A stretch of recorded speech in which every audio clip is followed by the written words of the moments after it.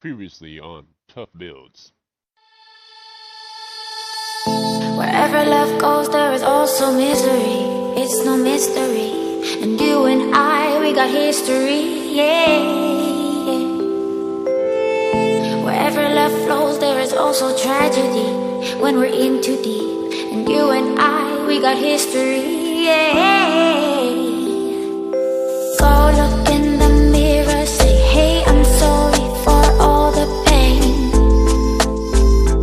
I'm sorry for all the pain. Go look in the mirror, say, hey, I'm sorry for all the pain. I'm sorry for all the pain. Go look in the mirror, say, hey, I'm sorry for all the pain. I'm sorry for all the pain.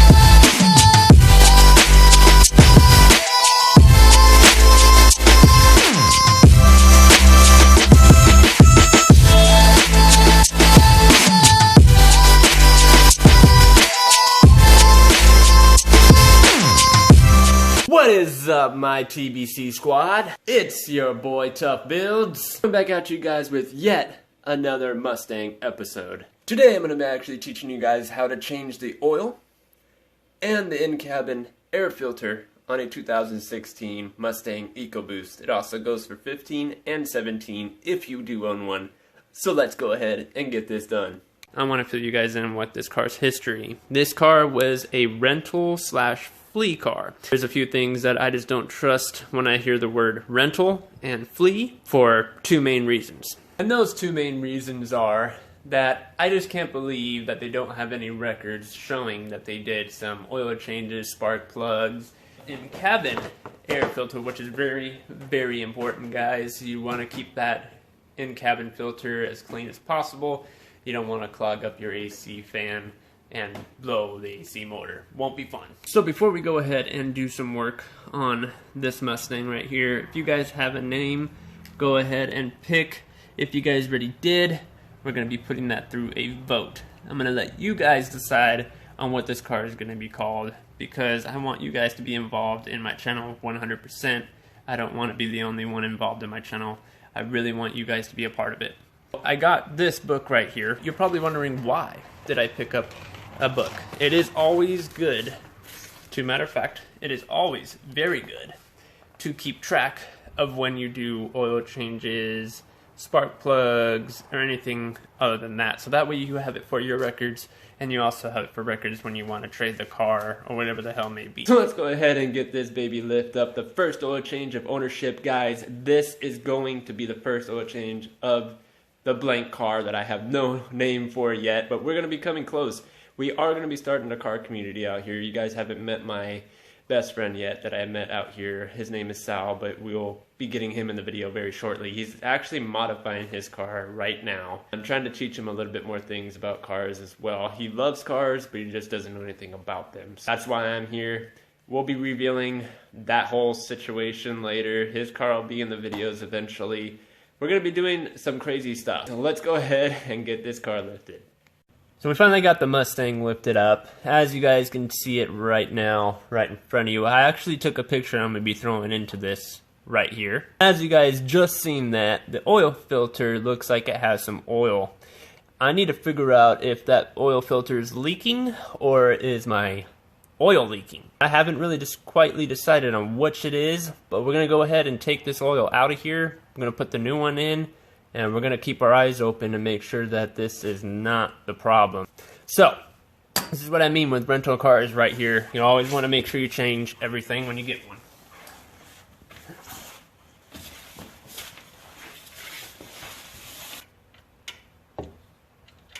So I'm going to go ahead and get this wrench onto here.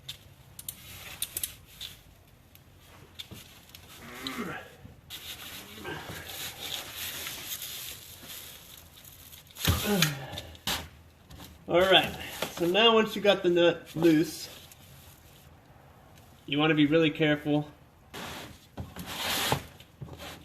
You want to put your oil pan. Oil does not leak completely straight down, guys, so make sure you guys have this the right way and be really careful because oil is fucking hot. Ooh, that is hot. That is real hot. So we're gonna... It smells like gas. Now that is pretty dark oil, guys. Oil should never be that dark. We're gonna let this leak all the way out. Alright, we're gonna go ahead and let that leak out. We're gonna come back when she's completely done. Well, I finally got the filter off. This thing was just on there really, really tight. Like, a lot. I dented it trying to get it off. I don't know if you can really tell. There's some dents on the back side and one over here. Just trying to get that baby off was hell. But this oil kind of smells like gasoline.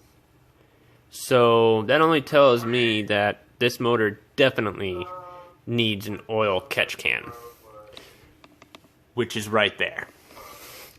So I got the new oil right here, Valvoline. I was gonna use Royal Purple, but I decided why pay that much money right now?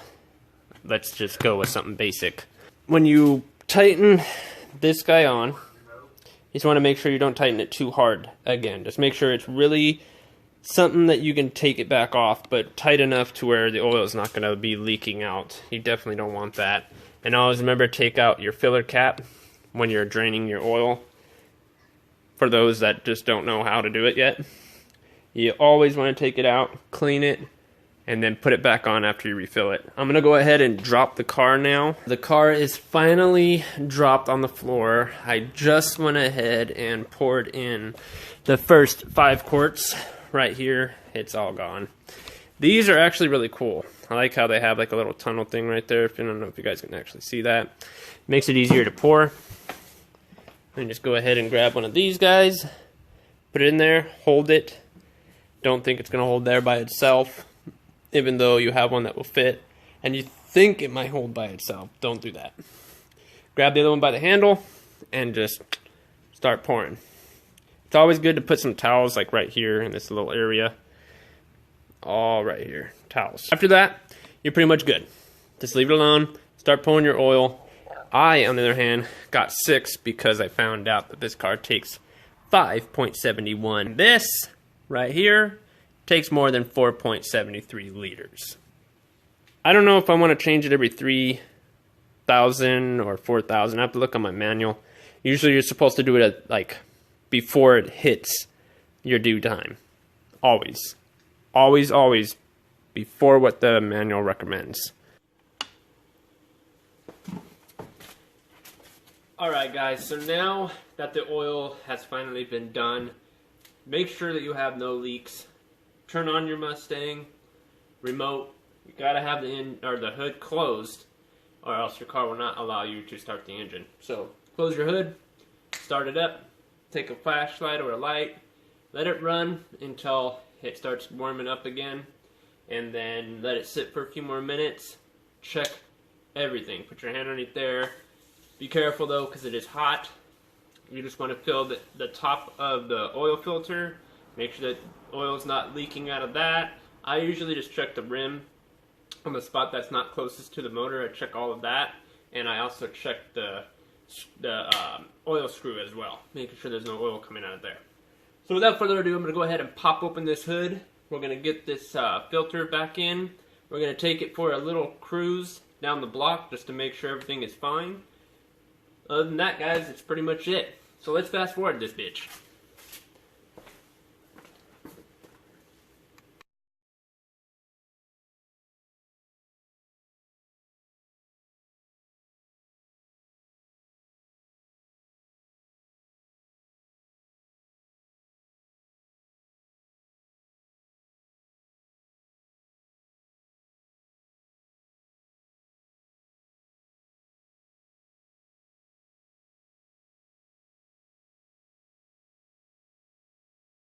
It is that time, ladies and gentlemen. Time to get the in-cabin filter put back into the car. I'm going to show you guys how to take it out and how to put it back in. If you don't see it here, it wasn't done.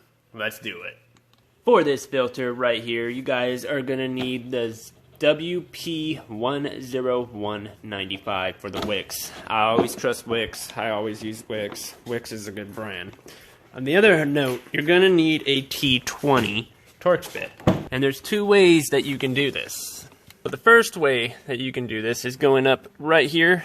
Just going right up there. It's going to be right there. Or you can go through your glove compartment. Mine is locked, so I have to unlock it. Yep, it's locked. So I need to unlock it, and then we'll come back and I'll show you how to get it out. Alright, so now what you have to do, there's a little thing right here. That's all you have to do. Just push up on it. You'll hear a little click. And you're going to want to pull it out. Lift it out. And then this guy right here, you just want to push it up until you hear the click. And then pull it out and then lift up. Then what you want to do is you see these little sides right here. You're going to push each side of those in, of course, not just what I just did right now. It looks like this side is missing its little nipple thing that was on there. So they obviously did this before.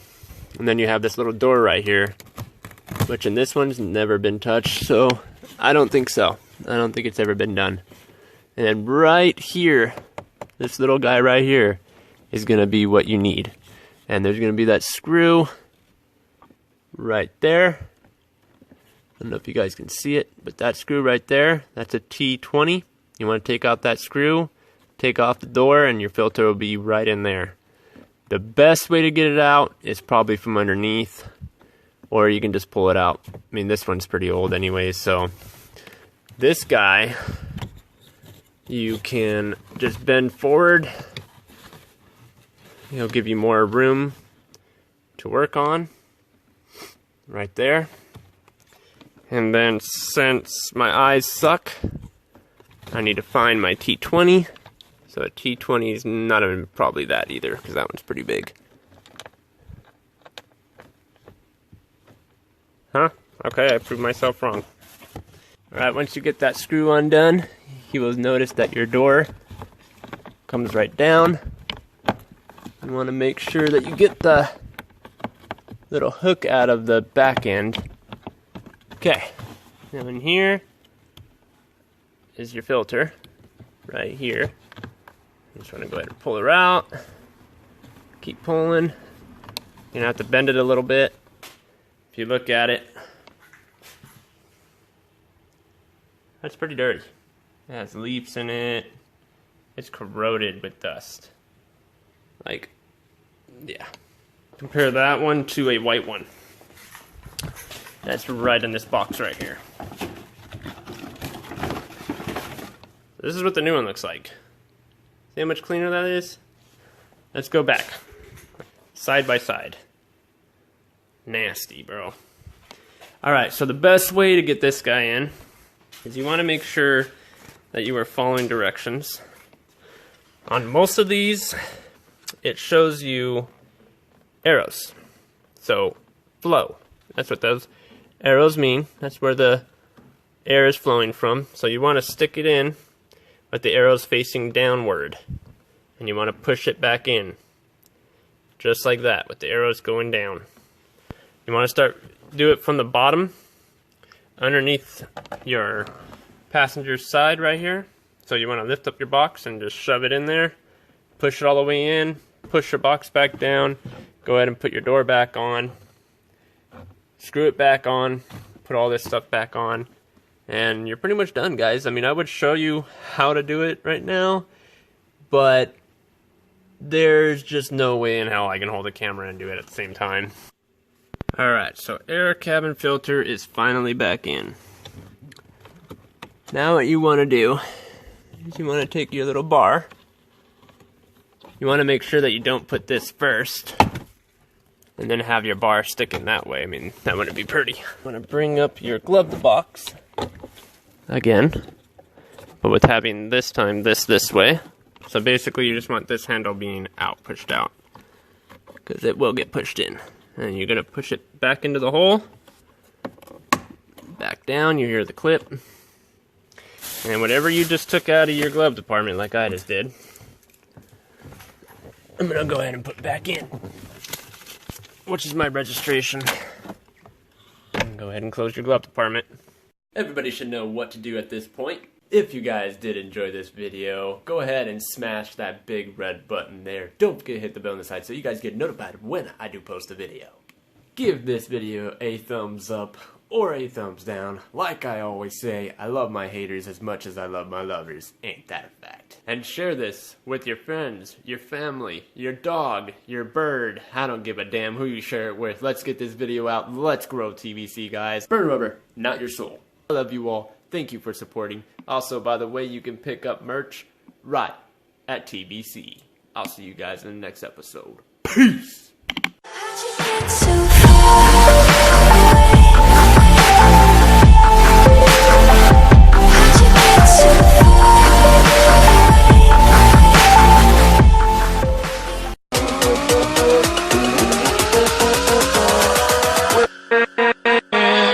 With